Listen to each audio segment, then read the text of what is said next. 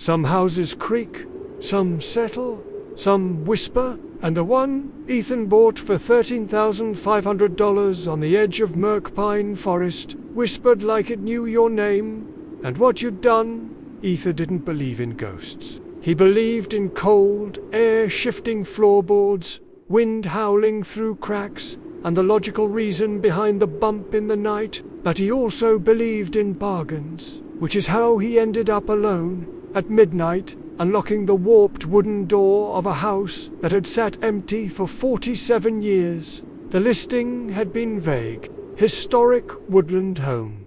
2 bedrooms, original floorboards, needs TLC. What it didn't he say was that the last owner had nailed the basement door shut from the outside. Inside, the air was thick with a mustiness that clawed at his throat. Dust danced in the moonlight, cutting through the broken blinds. The living room stretched out before him, peeling wallpaper, a cobwebbed chandelier swaying slightly despite no breeze. Ethan's boots echoed on the sagging porch as he shouldered through the door. And then he heard it. A whisper, faint, low, from under the floorboards. Just a breath.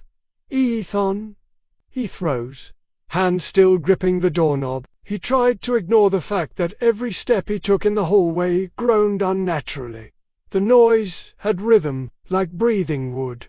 "Hello," he called. No answer. A logical man. He told himself it was the wind and stepped fully inside, trying to shake the chill crawling up his spine. He didn't hear the door click shut behind him. Ethan sat bolt upright in bed, cold sweat on his back. The next morning, Ethan explored. The house was smalter bedrooms, 1 bathroom, and a kitchen that still smelled faintly of old tobacco and rot. A square outline beneath the moth-eaten rug, sealed with thick, rusted nails. It hadn't been opened in decades. He found the trapdoor in the hallway behind the kitchen. That night, the whispers returned. They came at 3:17 a.m. sharp, as if summoned by a clock no longer ticking. When the last one gave way, the door flew open with a damp thud, revealing blackness below. This time, the voice was clearer. A heavy, mouldy air wafted up, carrying the sharp tang of iron or blood. At the far end, chains hung from the ceiling. Below them, a rotted wooden chair bolted to the floor. "Come down." He staggered out of bed and pressed his ear to the floor. The boards felt warmer than the air above them. A soft whisper passed right beside his ear, though no one stood near him. They followed him upstairs, to the bathroom, behind cupboard doors. The cover was leather, brittle and cracked with age. Inside, the handwriting was spidery and mad. He swore he saw shadows moving across the wall when no one else was there. Then not mice, not rats, fingers. He stepped back quickly and went for his toolbox. By midday, the trapdoor was open. The nails had resisted, shrieked when removed, and even bent one of his tools. He pointed his flashlight down. The staircase was steep, stone-lined, with moisture glistening on the walls like sweat. Still, Ethan descended. The basement was 1 room, circular, the stone walls pockmarked with old scratches and handprints, and carved into the walls in shaking letters, "Listen and obey." Ethan felt the cold deeper now in his bones. A silhouette of a woman, long, matted hair falling over her face, limbs too long, fingers crooked backward. "You've opened it."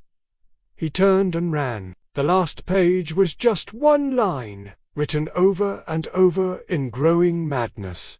That evening, the house was louder. The whispers no longer waited for night. But even then, the shadows moved. The corners bent strangely, like the house was breathing inward, whispering into itself. His phone had no signal. Every time he checked the front door, the lock had relatched itself. In the attic, buried in a chest beneath old linens, he found a journal. April 3rd, 1976. She whispers again. I cannot sleep. April 17th. She begs for release, says her bones burn.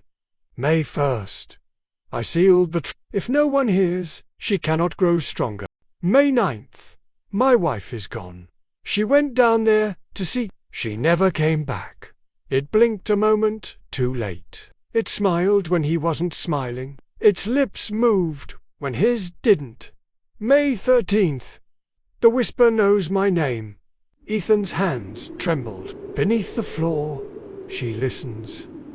Beneath the floor, she waits. At 3:17 a.m., Ethan awoke again. But this time, he was not alone. The pieces scattered, but his reflection lingered in one large shard, now grinning wider. The room was dark, yet something darker stood near the edge of the bed. A shape. She did not speak.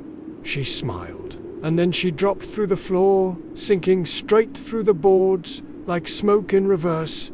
Ethan screamed. Ethan didn't sleep. He turned every light on in the house and sat with his back to the front door, a hammer in his lap.